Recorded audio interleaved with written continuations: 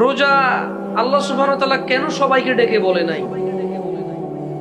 যারা দাবি করে যে আল্লাহর উপরে ঈমান এনেছে, যারা দাবি করে যে মুসলমান নিজেকে, শুধু তার উপরে কেন রোজাটা ফরজ?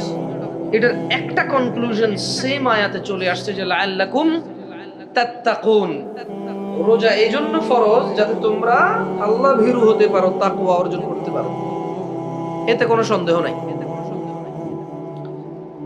এখন আমার প্রশ্ন, রোজা ফরজ ঈমানদারের উপর, রোজা রাখতে হবে কারণ রোজা রাখলে গ্যারান্টি আল্লাহ ভীতি আসবে।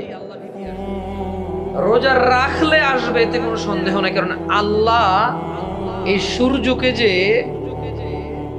দিনের বেলায় উদয় হওয়ার জন্য আদিষ্ট করেছেন এবং সন্ধ্যায় অস্তে যাওয়ার জন্য, ও কি এটা থেকে ফিরতে পারে?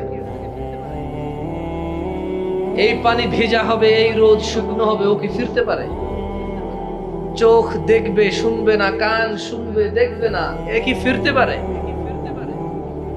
ফিরতে পারে না। তাহলে আল্লাহ যদি রোজার মধ্যে তাকওয়া রাখে, তাহলে যে রোজা রাখবে তার তাকওয়া আসবে, এতে কোনো সন্দেহ নাই। তাহলে যার তাকওয়া আসতেছে না সে কি আসলে রোজা আছে কি?